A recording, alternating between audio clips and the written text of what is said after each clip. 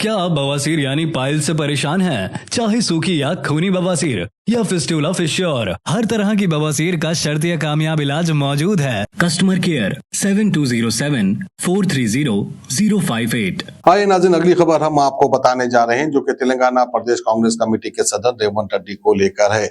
रेवंत रेड्डी ने इस बार खुला चैलेंज किया है एआईएमआईएम पार्टी के सुप्रीमो असदुद्दीन अवैसी को। रेवंत रेड्डी का यह कहना है कि शेरवानी के नीचे खाकी चड्डी है जो कि आरएसएस की है, और वहीं पर रेवंत रेड्डी ने इस बात का भी चैलेंज किया कि मैं चार मीनार भाग्य लक्ष्मी मंदिर आऊंगा और सर पे गीता उठाकर कह दूंगा कि मेरा आरएसएस से इस बार कोई ताल्लुक नहीं है। अगर मैं आरएसएस का होता तो जो है बीजेपी पार्टी ज्वाइन कर वहां से कोई मिनिस्ट्री ले लेता, लेकिन आप जो है मक्का मस्जिद में आकर कसम खा लो, कलामे पाक उठा लो कि आप आरएसएस के आदमी नहीं है। इस तरह से ओपन चैलेंज किया है रेवंत रेड्डी ने। तो आइए रेवंत रेड्डी ने किस अंदाज में एआईएमआईएम पार्टी के सुप्रीमो असदुद्दीन अवैसी को हरियात लिया है वो हम आपको दिखाते हैं। सलाउद्दीन ओवैसी जी असदुद्दीन ओवैसी को लंदन भेजा के बारिस्टर पढ़वाए, तो ये बारिस्टर बन के माइनॉरिटी लोगों का हिफाजत करे, उनके हक के लिए सेशन कोर्ट से लेकर सुप्रीम कोर्ट तक उनका आवाज़ उठाए।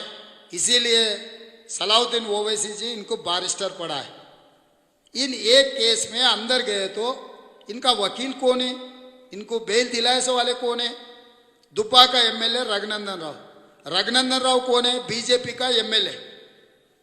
बारिस्टर खुद का केस खुद का वकालत कर सकते हैं। बारिस्टर नहीं, आम आदमी भी खुद का वकालत कर ले सकते, कोई वकील को रखने का जरूरी नहीं है। जब असदुद्दीन ओवैसी का भारतीय जनता पार्टी एमएलए दुब्बा का रघुनंदन राव इनका वकालत लेकर इनको बेल दिलवाया संगारेड्डी कोर्ट में, वो असदुद्दीन ओवैसी मुझे इल्जाम लगा रहे आप आरएसएस के। अरे भाई, शेरवानी के ऊपर पैजामा है बोल के मैं समझा, शेरवानी के नीचे खाकी निक्कर है आपके नहीं। बार बार मेरे बारे में आप कह रहे, मैं सीधा सीधा एक सवाल पूछना चाहता हूं असदुद्दीन ओवैसी से। एमआईएम किसका पार्टी है? कासिम रिजवी का। कासिम रिजवी कौन है? रजाकर है। किसका? निजाम नवाब का सेनापति। वो रजाकर, वो कासिम रिजवी का पार्टी है। आज के तारीख में आपको कासिम रिजवी बोल के बुला सकता हूं क्या? कासिम रिजवी का है एमआईएम पार्टी। दारुसलाम जो जागीर है, जायजात है, कासिम रिजवी का जायजात है, वो आपको तो पता है ना। वो पार्टी का अध्यक्ष है। तो कल से मैं असदुद्दीन ओवैसी को नाम से नहीं बुलाता हूं, कासिम रिजवी बोल के मैं बुलाता हूं। तो मेरे बारे में अगर सचमुच आप जो बोल रहे वो बात सही हुआ तो सीधा सीधा जाके वही केंद्र सरकार में मैं मंत्री बनता था। 20 साल से कभी मैं वो पार्टी से काम किए क्या? ये बात छोड़ो भाई। आपके हैदराबाद अतराफ में 7 असेंबली है, 7 में से गोशा महल भी एक है। गोशा महल में आपका दारुसलाम हेडक्वार्टर से, एमआईएम का हेडक्वार्टर से, आप वहां से चुनाव क्यों नहीं लड़ रहे? वहां का एमएलए राजा सिंह से क्या दोस्ती है आपका? मैं सीधा जवाब मांग रहा हूं असदुद्दीन ओवैसी से। जहां पर अजहरुद्दीन साहब जुबली हिल्स से चुनाव लड़ रहे, एक माइनॉरिटी को जिता के हिंदुस्तान का शान, हिंदुस्तान का निशान अजहरुद्दीन को हम एमएलए बनवा के आगे सरकार में उनको अच्छा पोजीशन देने के लिए, एक माइनॉरिटी नेता बनाने के लिए हम लोग कोशिश किए, तो उनके खिलाफ और एक माइनॉरिटी को चुनाव में लड़वा के आप उनको हराने के लिए कोशिश कर रहे। जहां पर गोशा महल में राजा सिंह आपके जानी दुश्मन बोलते, आप और आपके परिवार के बारे में कितने गंदे गंदे बातें बोलते हो। वो राजा सिंह के खिलाफ आप चुनाव क्यों नहीं लड़ रहे भाई? आप और आपका भाई कोई ना कोई लड़ो, और तीसरा भाई भी है, तीसरा भाई को वहां से चुनाव लड़वा दो। वो तीसरे तो काली है ना, तीसरे से राजा सिंह के खिलाफ चुनाव लड़ाओ। अगर आप लोग नहीं तो आपके दोस्त है ना, और एक हमारा माइनॉरिटी नेता, सीनियर नेता शबीर अली जी को हरवाने के लिए कामारेड्डी भेज दे, आपके दोस्त केसीआर को। वो केसीआर को यहां से गोशा महल राजा सिंह के खिलाफ चुनाव लड़वा दो भाई। वो योगी का कितना खास आदमी है, योगी आदित्यनाथ का कितना खास आदमी है राजा सिंह। वो बुलडोजर पार्टी है ना। सो बुलडोजर को हराने के लिए अब चुनाव ही नहीं लड़ रहे, फिर आप आके रेवंत रेड्डी आरएसएस का है, रेवंत रेड्डी लाठी घुमाए, रेवंत रेड्डी ये किए, रेवंत रेड्डी वो किए। ये सब सारे जो कॉन्स्पिरेसी है केसीआर को, आपके दोस्त को, चोर को बचाने के लिए आप ऐसे झूठे बातें मत बोलो। असदुद्दीन ओवैसी, रघुनंदन राव आपको बेल दिलवाया नहीं दिलवाया? रघुनंदन राव बीजेपी का एमएलए है या नहीं है? गोशा महल के राजा सिंह के खिलाफ आप क्यों नहीं लड़ रहे? मेरा ये दो सवालों को आप जवाब दो, बात की बात दूसरे बात करेंगे। और तीसरी बात ये भी, हाँ यहां पर मैं सवाल करना चाह रहा हूं। अकबरुद्दीन ओवैसी, असदुद्दीन ओवैसी मुझे बोल रहे अब संघ परिवार के है नहीं है, भाग्यलक्ष्मी मंदिर में आ जाओ, भाग्यलक्ष्मी मंदिर में आप बयान दे दो। भाई मैं तो हिंदू हूं, मैं भाग्यलक्ष्मी मंदिर को मानता हूं, मैं इससे पहले भी गया, आगे भी जाऊंगा। मगर आप कब भाग्यलक्ष्मी मंदिर को मानने में लग गए? योगी आदित्यनाथ दास और अमित शाह वहां पर दर्शन करने के बाद आप भी यकीन करना शुरू कर दिए क्या? बुलाना था जहांगीर पीरला दरगाह में, बुलाना था दिल्ली में निजाम के जो दरगाह है, दरगाह में आओ, दरगाह में उठाओ बोल के कुछ बोलना था। अब दरगाह में नहीं बुला रहे, भाग्यलक्ष्मी मंदिर में मुझे बुला रहे। मेरे कोई एतराज नहीं वहां पर आने के लिए। उसके साथ साथ और एक सवाल मैं पूछना चाहता हूं आपसे।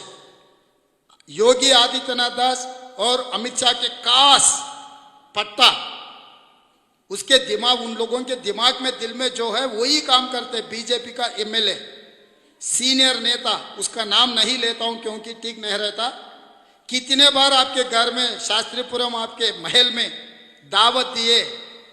कर्नाटका चुनाव में आपके ही गाड़ी में वो कर्नाटका चुनाव बीजेपी का काम किए उन्होंने। ये सच है नहीं है? मैं वही भाग्यलक्ष्मी मंदिर में गीता मैं उठा के मेरे सर पे लगा के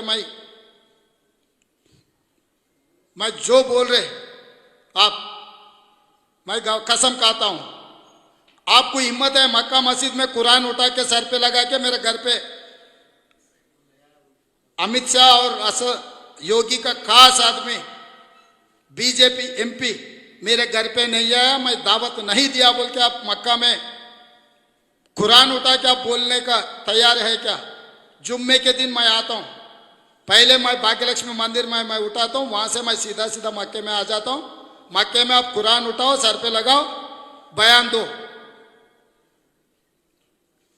कि मेरा घर पे कोई बीजेपी एमपी नहीं आया, मैं उनको दावत नहीं दिया, मेरा गाड़ी गुलबर्गा में नहीं छोड़ा बीजेपी चुनाव के लिए। हिम्मत है तो असदुद्दीन ओवैसी मेरा सवाल स्वीकार करो। दोनों कसम खाएंगे एक ही बार। मैं पहले भाग्यलक्ष्मी मंदिर में पहले कसम खाता हूं, जो आरोप आपके ऊपर लगा रहा हूं, मैं भाग्यलक्ष्मी मंदिर में गीता उठा के मैं आरोप लगाता हूं। उसके बाद मैं मक्का में आ जाता हूं, मक्का में आप कुरान उठा के कसम खाओ, मेरे घर पे कोई बीजेपी एमपी नहीं आया, मैं किसी को दावत नहीं दिया, मेरा गाड़ी में उनको गुलबर्गा में कर्नाटका चुनाव में बार बार नहीं छोड़ा बोल के बयान देने के लिए तैयार है। तो ऐसे झूठे बात हम बोलने, उनका आदत हो गए, उनका मजबूरी क्या है मुझे पता नहीं है, उसके ऊपर किसका दबावट है मुझे पता नहीं है। तो इसीलिए मुसलमान माइनॉरिटी पूरा तेलंगाना शहर में जैसा कर्नाटक में सोचकर जेडीएस एमआईएम बीआरएस बीजेपी को जिताने के लिए बी टीम बन के काम किए, तेलंगाना में भी वही साजिश चल रहे।